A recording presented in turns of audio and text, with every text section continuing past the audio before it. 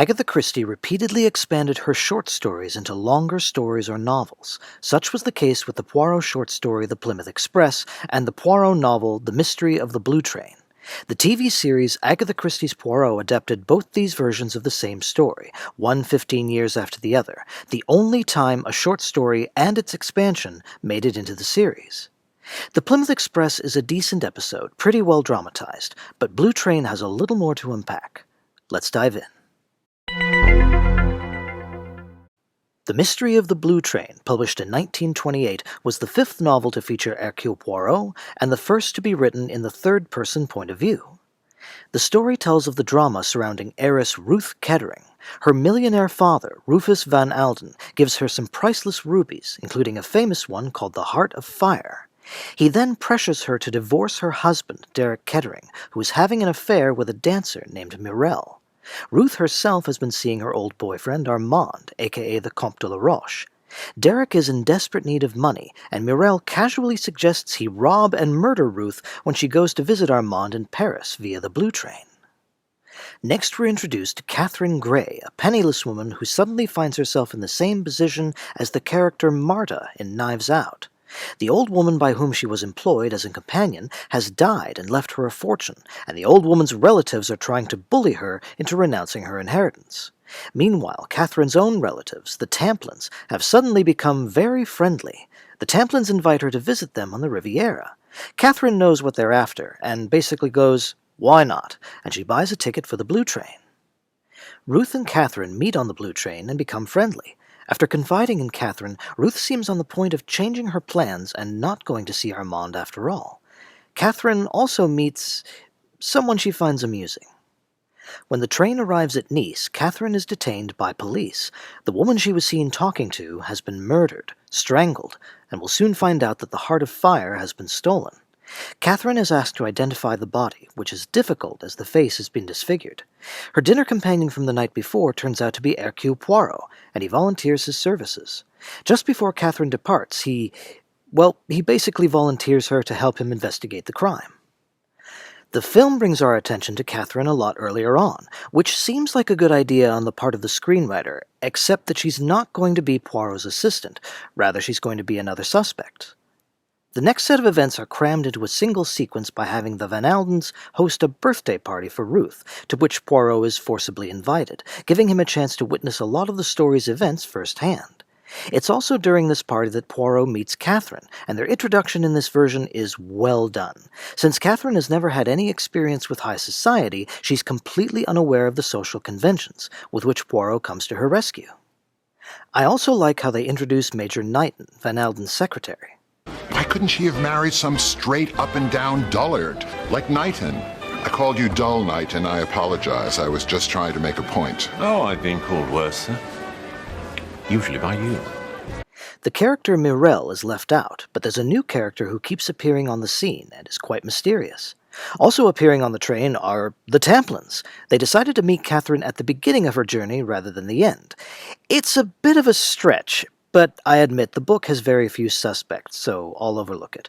Rufus Van Alden becomes a suspect too when we see him sneaking away behind Knighton's back. In the film, Catherine does learn who Ruth is upon their first meeting, and it upsets her because, as she tells Poirot, the Van Aldens caused her father's suicide.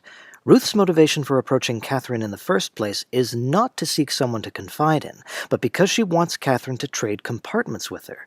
So in the end, it's the Tamplins who discover the body, and at first we're led to believe it's Catherine's. This opens up the possibility that the intended victim was not Ruth after all.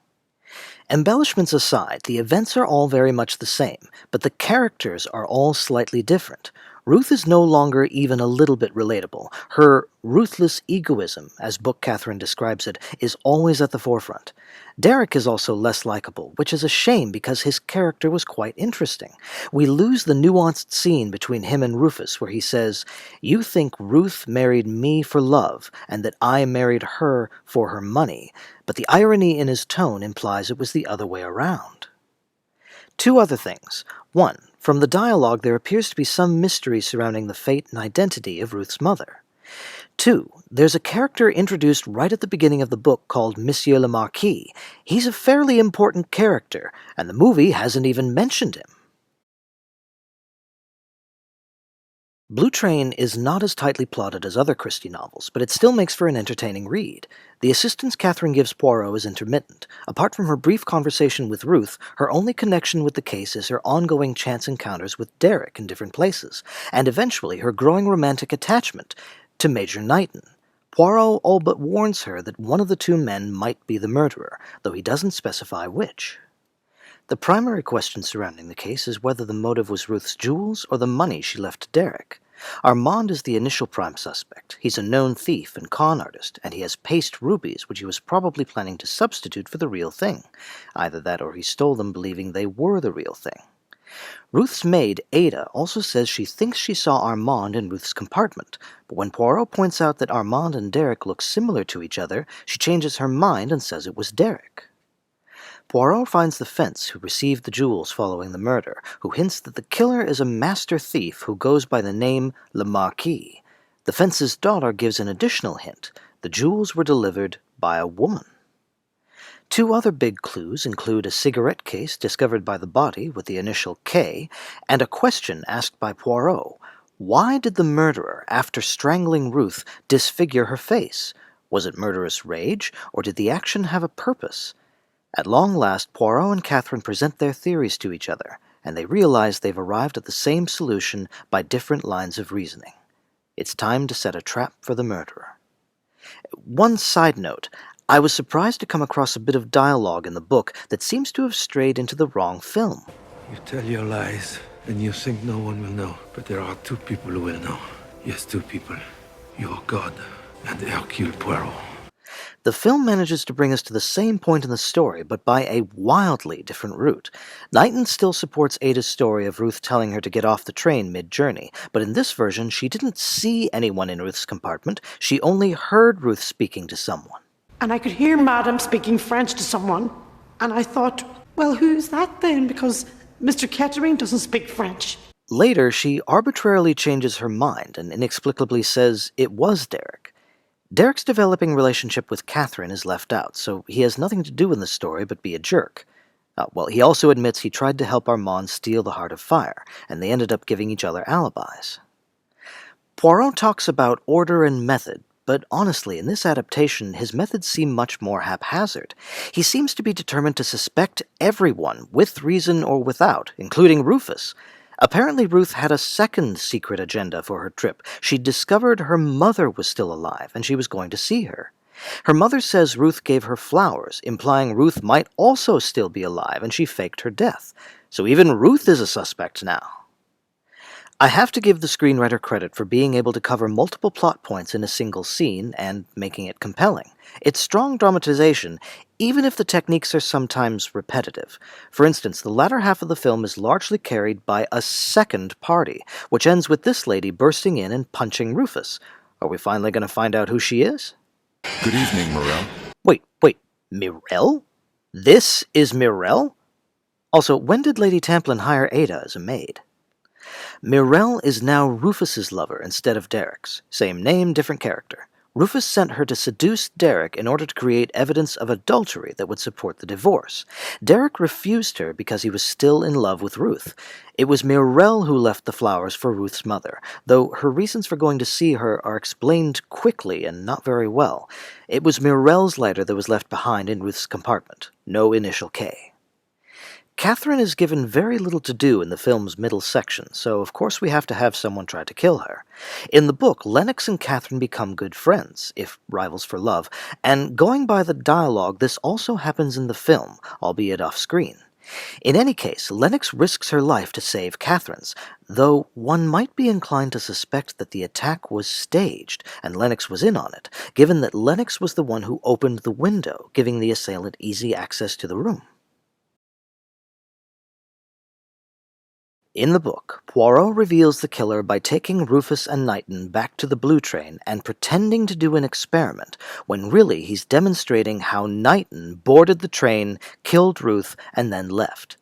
Ada, Knighton's accomplice, gave him an alibi by impersonating Ruth and making it seem as if she was killed later than she really was. We don't see the culprits being apprehended. We don't even see Knighton's reaction to being unmasked as Le Marquis. We're told secondhand that Derek and Catherine are getting together, and then that's it. Given what I've read about Agatha Christie hating writing this book, I can understand her wanting to wrap things up quickly. The film turns the story's denouement into something more formulaic, which for me is quite tiring. Agatha Christie, contrary to popular belief, was not formulaic. In fact, she often made use of that misconception by subverting people's expectations. Poirot gathers all the suspects on the Blue Train and, as I said, following a formula that's pointless and unnecessary, goes through every person's possible motive before identifying the killers. Please stop buggering about and just say which one of us is the bad egg. Derek, I feel ya. A broken mirror tells Poirot the murder occurred before the steward delivered Ruth's dinner tray, meaning that Ruth was an imposter. This makes sense. Sadly, it's the only part of the solution we're given a clue for. The rest of it Poirot pulls out of thin air.